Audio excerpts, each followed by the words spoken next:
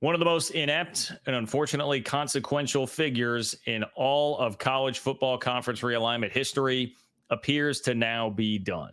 It looks like George Kliavkoff and the Pac 12 are never, ever, ever getting back together. Welcome into the channel. I am John Kurtz. Here on this channel, we talk college football conference realignment and college basketball, all from a Big 12 angle. But if you're a fan of any kind of college football conference realignment, make sure that you subscribe to the channel, particularly for the live shows on Wednesdays and Sundays. They are a blast with fans from all corners of the college football world. You do not want to miss those. So make sure you're subscribed, click the bell so you know when it is that I'm going live.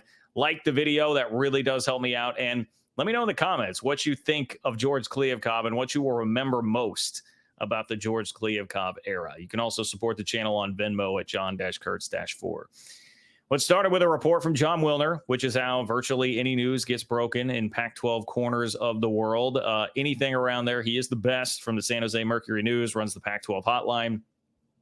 And it is still the Pac-12 for now, by the way. You might be saying, John, why are we still talking about the Pac-12? There are only 2 schools left. It is still the Pac-12. A couple of years left to rebuild and retool if you are Oregon State and Washington State with a 2-year grace period from the NCAA, but they will not be doing any of that with George Kliavkoff still leading the charge. I'm going to read to you a story here from On3 that quotes Jon Wilner, but it says, shortly after the San Jose Mercury News' Jon Wilner broke the news that the Pac-12 conference is in the process of separating from Commissioner George Kliavkoff, the Pac-12 itself released a statement on the matter. So we have some confirmation from the league. In short, the league acknowledged the impending change. Here's a quote. It says, the Pac-12 Conference Board has given the departing 10 schools notice of a proposed leadership transition with an invitation to provide comment. We expect to provide more information following a decision in the coming days. So the Pac-12 Conference Board, there are 2 board members left. That is Washington State and Oregon State. So they're telling the remaining 10, hey, we're getting rid of George. That's basically what that means. It's been a very tumultuous tenure, obviously, for George Kliavkoff at the helm of the Pac-12. He oversaw the entire implosion of the conference, which started with USC and UCLA. Before that, of course, there was the Alliance, which was very ill-fated. When he joined up, linked arms with, among others, Kevin Warren from the Big Ten, who would then go snatch up both LA schools from the Pac-12, start sending them into turmoil. Eventually, that led to George Kliavkoff getting outdueled and outfoxed by Brett Yormark on a TV deal with ESPN and Fox.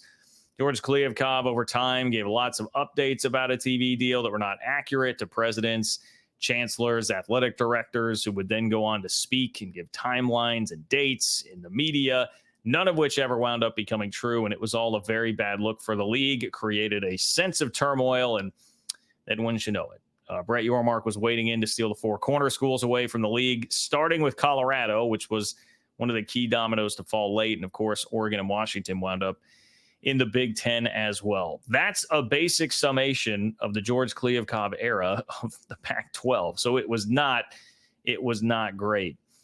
We also have a little bit of a blurb from a Ross Dellinger story that I want to get to you on Kliavkoff and where the Pac-12 may go from here. That's another piece of this as well.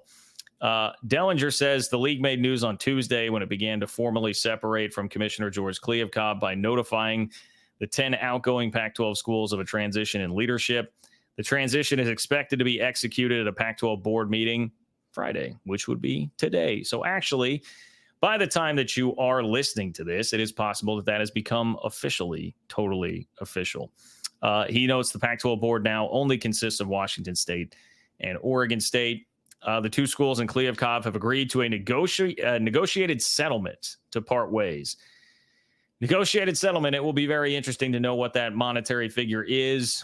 There was one thrown out a while back, and I do not remember exactly who had reported this, but it could be in the neighborhood of, I thought, like $6 to $8 million.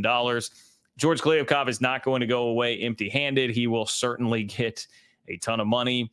One of the last times we heard about him, he was hanging out on some land that he owns in Montana. So it seems like the guy's doing pretty well.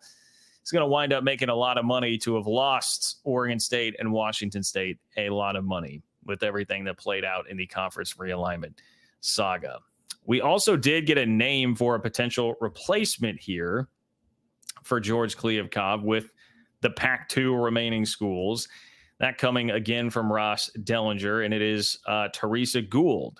Teresa Gould is the name. She's being targeted as his replacement, sources told Yahoo Sports, according to Dellinger. The Pac-12 retains a spot on both the College Football Playoff Management Committee and okay, we'll get to that in just a second. Here's a little bit more on Teresa Gould. Joined the Pac-12 in August of 2018. Has more than 3 decades of leadership experience across a variety of successful roles in D1 college athletics. She's been an athletics director, a campus and conference senior administrator, and a television and media exec. I mean, those are all things that certainly help you out, especially in today's day and age. If you've got the TV and media exec experience, that comes in very handy because of how much TV rules college sports. Gould has overseen management of Pac-12 women's basketball and Olympic sports, oversight of championship events, as well as compliance, governance, student-athlete engagement. She's also been the Pac-12 senior woman administrator and previously led the conference's DE&I efforts.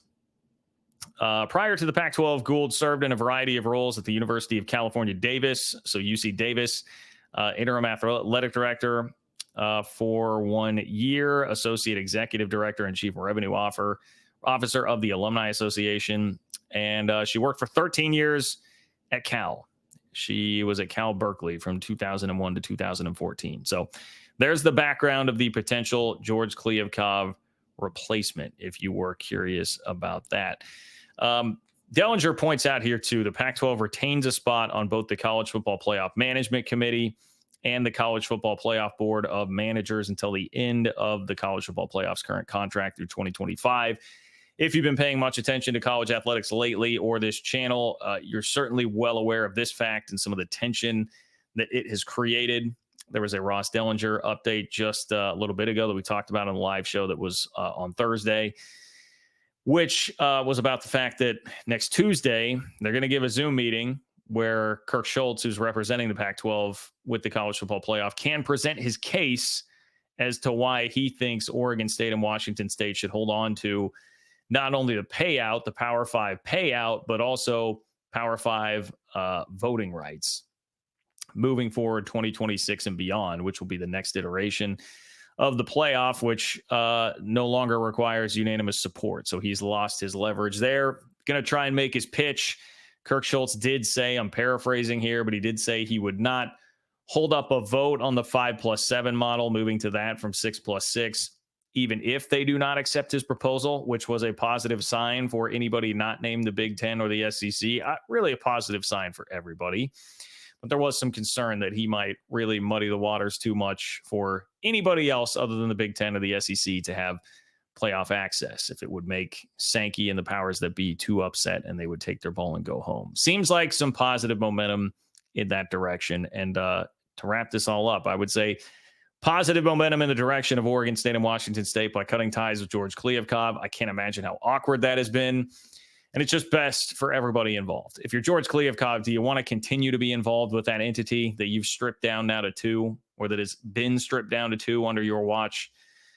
I don't think he really wants to do that. He certainly is not doing the league any favors when he's opened his mouth. He went to that playoff game between Texas and Washington and basically blamed everything on the schools and started to talk about how well he had done putting together the football product, which, you know, even those in Pac-12 country kind of rolled their eyes at that comment. So it is the best thing for everybody involved. George Kliavkoff will go down as one of the certainly worst characters in the demise of college football and the way things are going now in this conference realignment era. But again, let me know what you think in the comments. What will you remember most of the George Kliavkoff era and about good old George himself throughout this whole saga? Please like the video. All that stuff really does help. Leave me those comments, and you can support the channel on Venmo at John-Kurtz-4. Appreciate all of you. Take care, and I will talk to you soon.